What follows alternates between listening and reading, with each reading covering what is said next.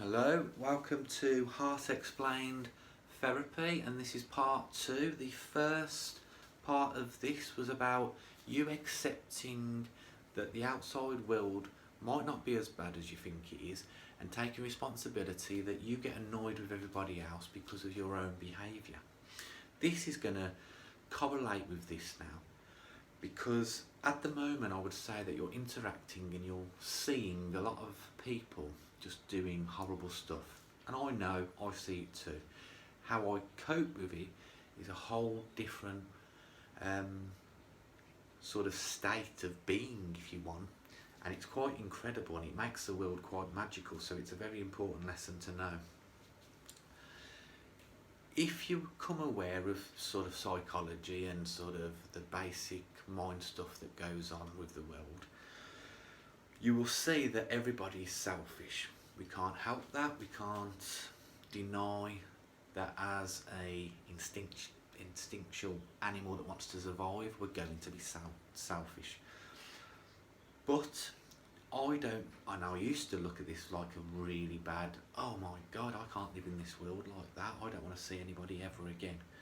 And then I realised self-love, doing the right things, getting yourself in the right mindset personally, being on a course and a sort of goal and a projection to some sort of purpose and meaning, which is completely a false reality and fabrication of life, but interesting and sort of why not, whilst I'm here I might as well do some feeling.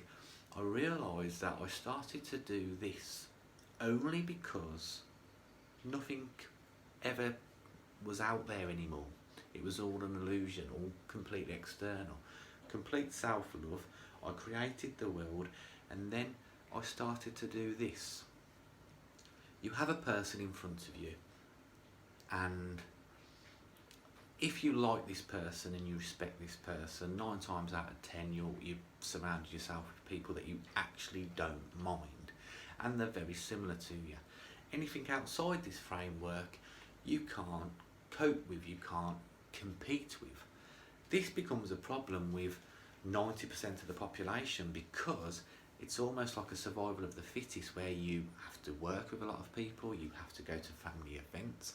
There's lots of mental health now with social anxiety. It's like social anxiety is basically people who don't like to mix with other human beings and go out in the world. I mean, how do we, as the most intelligent person or human or species, civilization in the whole of the universe, have a problem with going to a shopping mall?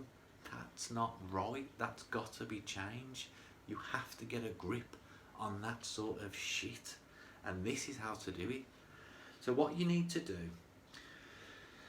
usually the process that you have learnt from a child, is that you view the other person and go based on your emotions back.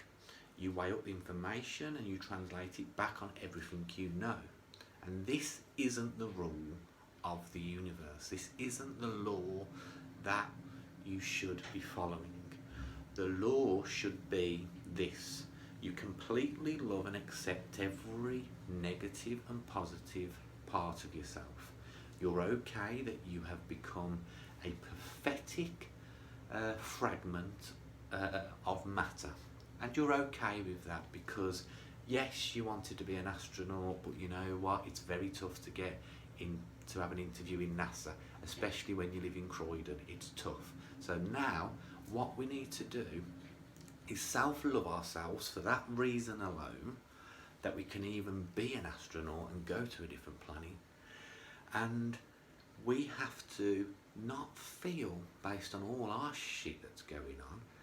We have to understand from the perspective of the person in pain, because now you accept that you're just a pointless, meaningless piece of matter with absolutely lots of meaning as well to go with it.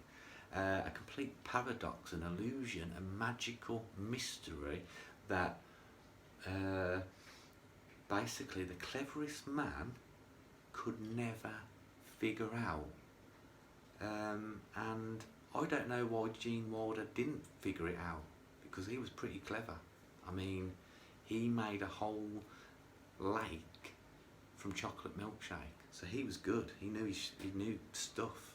You know, he was clever. But anyway, Gene Wilder has never figured it out, and he's dead now. So unless he comes back as a ghost, we are buggered. This is what we need to do.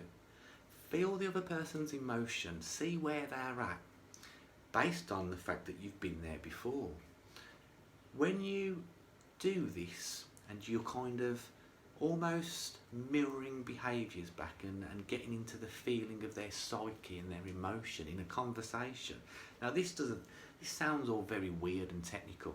It's actually very easy. If you listen to the words, you can tell exactly the inner dialogue that they're speaking to themselves.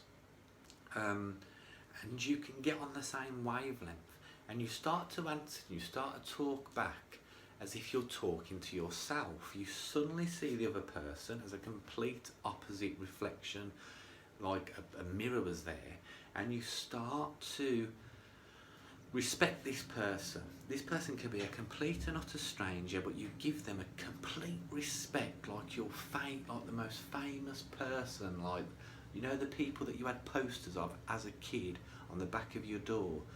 And if they was to come in, no matter how old you are, you would just be like, oh, I'm starstruck, please sign my ankle. Do you know what I mean? I did ask David Hasselhoff to do that, but he didn't want to sign my ankle. So I don't like David Hasselhoff anymore. But my point is,